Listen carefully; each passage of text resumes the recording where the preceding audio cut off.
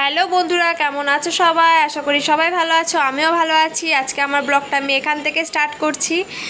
আর আজকে থাম্বনেল থেকে বুঝতে পারছো কী ধরনের ভিডিও হতে চলেছে। হ্যাঁ, একটা সারপ্রাইজ ভিডিও হতে চলেছে। তো সবাই সাথে থাকো, দেখতে থাকো, কেমন লাগে সবাই কমেন্টে জানিও। আর আমি এখন রেডি হয়ে যাচ্ছিলাম, হচ্ছে জিনিসটা নেওয়ার জন্য। যখন বেরোচ্ছিলাম, এটা সেই তখনকার ক্লিপ। আর এদিকে দেখো, সকাল সকাল চলে এসেছিলো একটি দাদা। এই দাদাটা এসে আমাদের কারেন্টের কাজগুলো সব করে দিচ্ছিল। এই দাদাটা হচ্ছে সকালবেলা এসেছে, কারেন্টের কাজগুলো হয়ে গেল। তারপর এদিকে দেখছি আমি রান্না চাপিয়ে দিয়েছি, রান্নাও অলমোস্ট হয়ে গেছে। যেহেতু বেরোবো সেই কারণে তাড়াতাড়ি করে সব রান্না বান্না কমপ্লিট করেছি। আজকে রান্নার মেনু ছিল হচ্ছে পনির করেছি আর পালং শাক করেছি, প্লেন এটাই রান্না করেছিলাম, আর কিছু করিনি। আর এদিকে আমার ছেলেকে আমার বাবা রেডি করে দিচ্ছিল, আমি ওদিকে রেডি হয়ে যাচ্ছিলাম। ছেলে তো খুবই দুষ্টু, দেখো ক্যামেরা নেওয়ার জন্য কিরকম উৎপাত শুরু করেছে। সোনাকে ওর বাবা রেডি করে দিয়েছে, আর শুধু কাঁদতেই পারে, আর কিছু করতে পারে না। আমিও রেডি হয়ে গেছি, প্রায় চুলটা আঁচড়াবো, তারপর হয়ে যাবে। কত ভালোবাসে গো আমি রেডি হয়ে তারপর আসি, একসাথে বেরিয়ে যাবো আমরা এক্ষুনি। জানে মন তুঝ পে তো কभी निसार है जानाई मैंने जाना तू मेरा दीवाना।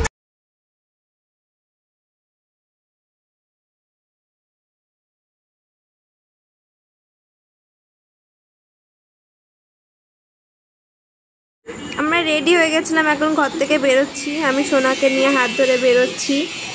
তারপরে আস্তে আস্তে ওর বাবা এদিকে দরজা ফরজা দিয়ে সব তালা টালা দিয়ে তারপর আসবে। এদিকে ছেলে তো আমার সবসময় উৎপাত শুরু, ওর মোটামুটি উৎপাত লাগবেই।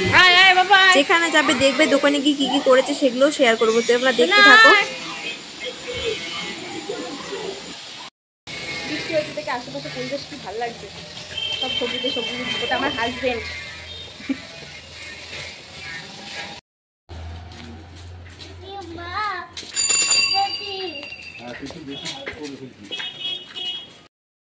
এখন আমরা টোটোতে উঠে পড়েছিলাম, টোটো করে যাচ্ছি। আর চারিদিকে দেখছি আমি তখন কিছু বলছি না, কারণ আমার লজ্জা লাগছে, সেরকম কিছু বলি না। পাশে হাজব্যান্ড থাকে, হাজব্যান্ড একদম পছন্দ করে না, সে কারণে আরোই কিছু বলি না, শুধু ক্লিপগুলো জয়েন করে দিই, ব্যাস।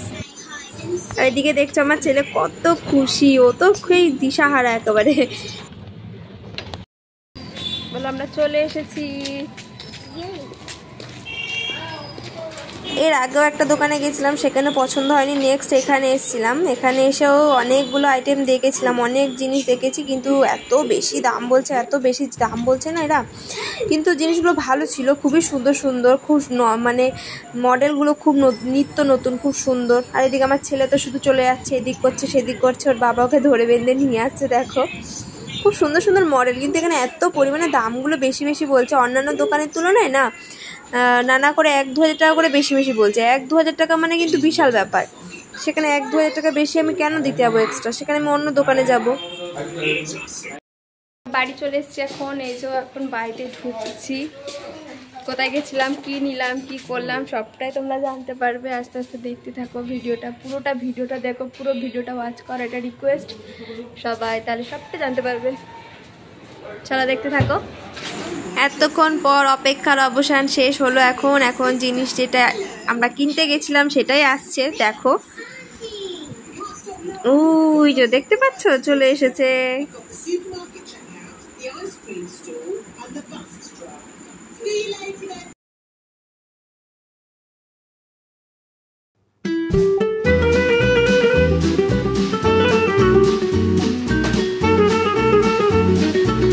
ঢুকাতে হবে ঘরে।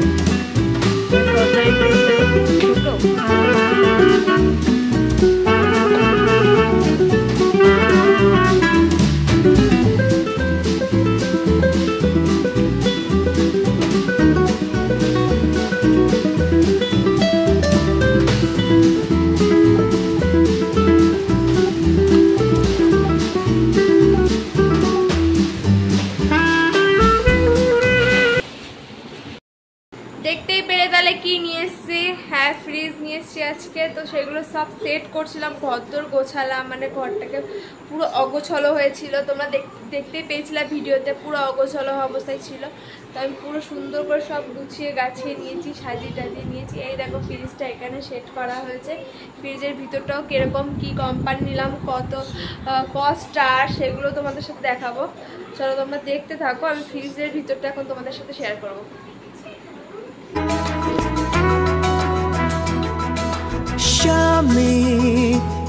দেখতে পাচ্ছ কি কোম্পানি, 5 স্টার। এই হচ্ছে ফ্রিজের ভিতরের ভিউটা। এখনো ফ্রিজে কিছুই রাখা হয়নি, যে কেবল আজকেই নিয়ে আসা হয়েছে। শুধু কিরকম ফ্রিজের ভিতরের ভিউটা সেটাই শুধু তোমাদের সাথে শেয়ার করছি। আমার ঘরের স্পেসটা খুবই কম, সে কারণে আমি ঠিক করে ভিডিওটা দিতেও পাচ্ছি না।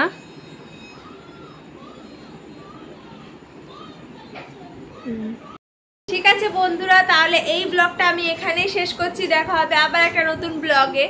আর যারা আমার চ্যানেল নতুন তারা প্লিজ সাবস্ক্রাইব করে পাশে থাকবে।